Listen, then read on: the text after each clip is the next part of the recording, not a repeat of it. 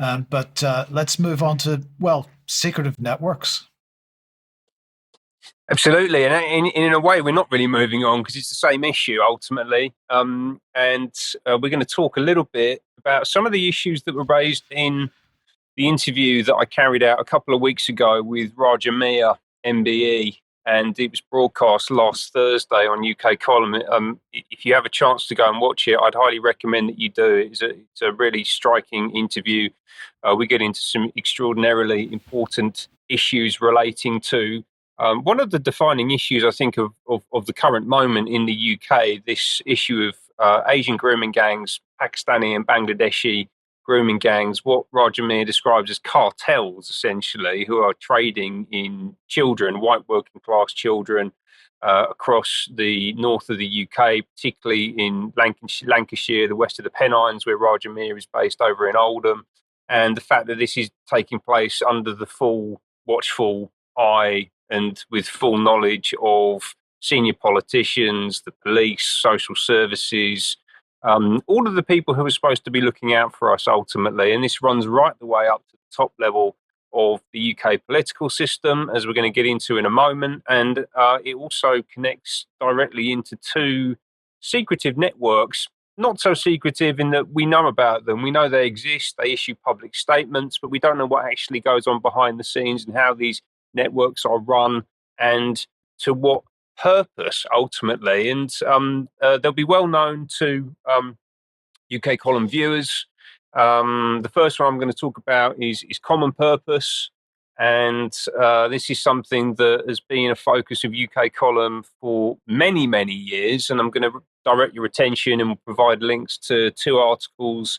This first one, the Rotherham Common Purpose Effect, and also the Nottingham Common Purpose Effect, which highlight issues of systemic abuse in Rotherham and Nottingham, where children are subject to abuse by gangs and or people in the social system, and all of that happening under the watchful eye of members of the Common Purpose Network, right? So people who have been trained and reframed by Common Purpose to become part of what they view as a new generation, a new class of managerial elite who are going to be running the country, but appear to be perfectly happy to allow this kind of abuse to take place. Let me just define for you quickly what the common purpose effect is. So this comes from this Nottingham article. It says here, we've long stated that by blurring the boundaries between people, professions, public and private sectors, responsibility and accountability, common purpose encourages graduates to believe that as new selected leaders, they can work together outside of the established political and social structures to achieve a paradigm shift or change. Yeah, that's a familiar word, isn't it? They call this doctrine leading beyond authority. In doing so, the allegiance of the individual becomes reframed on common purpose colleagues and their network. I'm just wondering, Brian, if you might want to step in and give a little bit of insight into common purpose. This is an issue that you've personally been very focused on over the past 15 or 20 years now. Well, I'll respond by saying that definition that you've given there still stands, and something that's very important to say, and we've said it from the earliest reports about common purpose. Of course, most people involved with the organisation have little idea as to what it's really doing. So we've stressed several times that when people have been involved in common purpose, some of them have come to us to tell their stories, but we regard people as not understanding fully what this pernicious charity is up to, and it takes looking at the broader picture to understand what they're up to. But it's certainly change. It's changing established society, not to what we voted for. No, it's for what common purpose thinks a new society should look like. Right. And they don't seem particularly concerned about the methods that they use to implement this new society. They obviously present this as a great altruistic act. So you've got this quote here from Robert Kerr, who's chair or was formerly chair of the Common Purpose Charitable Trust, saying there is no doubt that people who constitute common purpose, the alumni, the networks ultimately, can fulfill the purpose of providing leadership in our communities, whether modest or at high level.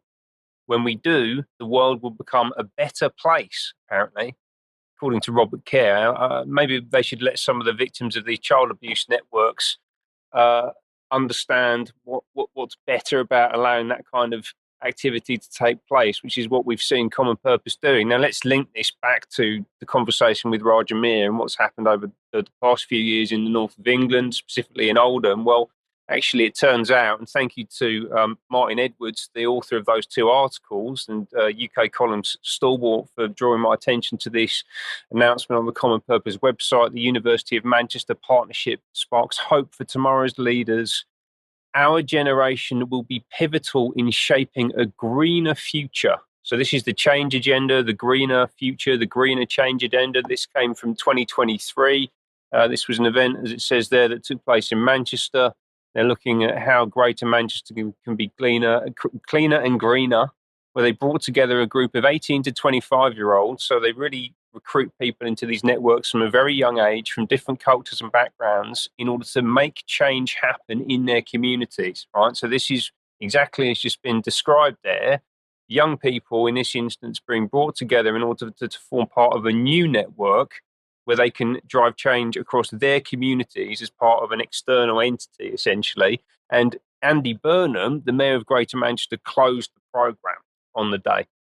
Yeah, so Andy Burnham, who's been leading the very poor review, the assurance review into the grooming gang issue in Greater Manchester, and is currently still today the Mayor of Greater Manchester, is directly linked into Common Purpose by that event. Right? And I don't think that we should be surprised by this, to be honest with you, given what we know now has been happening in the Northwest and what we've seen historically has been taking place in places like Rotherham and Nottingham over the past 20 or 30 years. Right? So that's the first network, Common Purpose. They appear to be in the mix here. And I think we need to continue to scrutinise them. They're extraordinarily important and powerful. And equally as important, potentially more powerful even, or I'm sure that these things overlap quite closely, we also have the second network I'm going to talk about, which is the Fabian Society.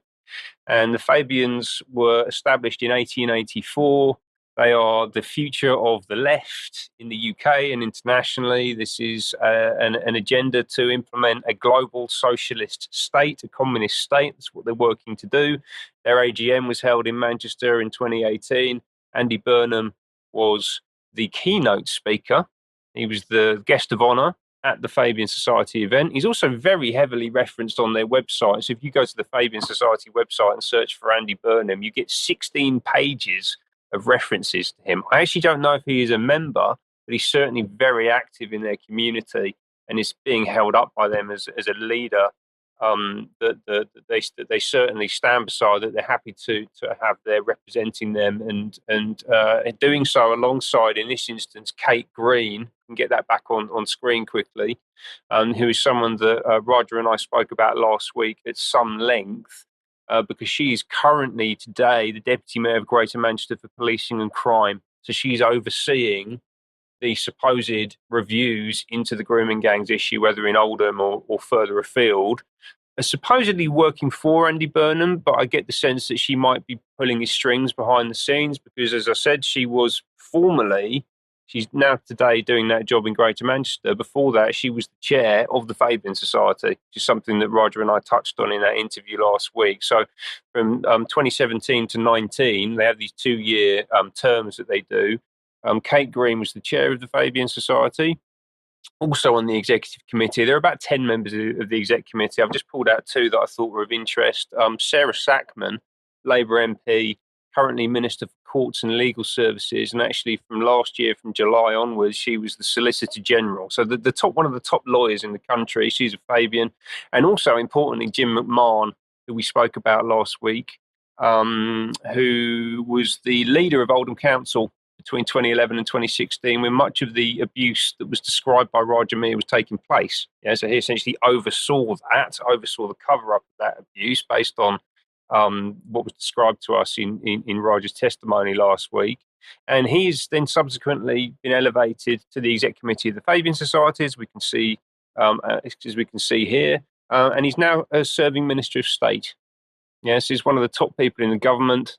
He's the Minister of State for Housing, Communities, Local Government, and English Devolution, importantly. So this is the guy who is rolling out the complete transformation of local government, implementation of the Metro Mayor system, which is a template for global governance. They're presenting it as devolution, but that's actually not what it is at all. It's just a distributed, centralised system where they're going to implement a completely new order, ultimately. And this man, Jim McMahon, who was intimately involved in the cover-up of systemic abuse, is the man responsible for implementing that new system of governance. Just think about that.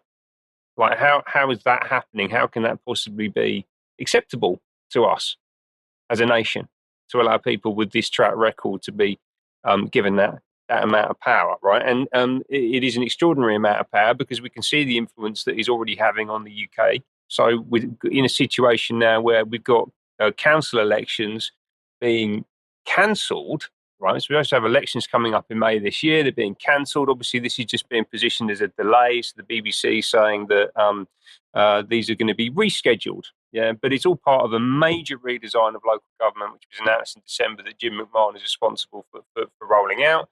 They are being cancelled, but obviously the fact checkers are in there to reinforce the official narrative. Are this year's local elections being cancelled?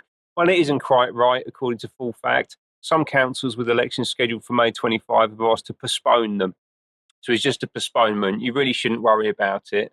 Then obviously we should be aware that Full Fact on its board as a director has this guy, James Harding, who is, we can see there, an active director of Full Fact, and also in the bottom right-hand corner you can see founder and editor-in-chief of Tortoise Media Limited. And we believe that Tortoise Media, the name, is a reference to the mascot of the Fabian Society. So you can see the level of control and the level at which this network is operating. They're right across the cabinet, they're right across the top levels of the media, and the Fabian Society is a tortoise. It relates to Quintus Fabius Maximus, who was a Roman senator whose strategy, his approach to fighting the war with Hannibal was about avoiding direct confrontation. So he would attack the supply lines. He'd go after your ability to feed yourself and to support yourself. He'd avoid direct conflict. And actually, I think that you can directly correlate that approach to a lot of what we're seeing happen in central government at the moment. If you look at what's happening in the energy system, the attacks on farmers, the importation of thousands of illegal immigrants on an annual basis, I think that absolutely fits into this sort of strategic approach that the Fabian Society are very happy to represent. Their other sigil, by the way, we talked about the tortoise, their other sigil is this. They are wolves in sheep's clothing. It's very telling that they are communicating to you who they are. And there are loads of them, 141 MPs all across the UK, extraordinarily well represented at the top level in the cabinet, with Angela Rayner, Rachel Reeves, Yvette Cooper, Wes Streeting, Ed Miliband over there, currently in the process of destroying the energy system. And of course, Starmer is a Fabian, as well as, let's not forget, this man, Arch Fabian Tony Blair, who is probably pulling the strings behind the scenes. Thank you, Ben. Thank you for that. Lots to think about there. We'll be discussing quite a bit of that in Extra as well. Now, if you like what the UK column does, you would like to support us, support.UK column is the place to go for that. There are options to help us out. You can make a donation or join as a member. You can pick something up at the UK column shop or from clivedecard.com. We get a small percentage of every purchase there. If you can't do any of that, please do share our material, share links on the various articles, blogs and videos and so on. Now, a bit of news for you, and the next UK column on location event is going to be on Saturday, April the 5th, 2025. It's going to be in Cheltenham, so it's going to be central England, and we would like to invite anybody that was at Bristol. Please come along again. If you didn't make it to Bristol, come along to this one as well. The tickets will be on sale very, very soon, but just keep this date in your diary. In the meantime, we'll be announcing speakers very shortly. Yeah, excellent. Now, what else have we got to report? Well, Scottish People's COVID-19 inquiry, sponsored by Common Knowledge Edinburgh to raise awareness. That's Saturday, the 22nd of February 2025, 9:30 to 4:30, Main Hall, Lauriston Hall. In Edinburgh. So if you can get along to that, supporting these events is important. Public Child Protection Wales, the people standing up against the grooming of young children through the education system, have got their annual conference on the 22nd of February 2025. They've got a lot of really good speakers. And we're going to say that this team with Kimberly Isherwood and the other ladies have done such huge work. If you are in the vicinity and can get along for that, please do. And the venue's near Newport in South Wales, so communications there should be pretty good.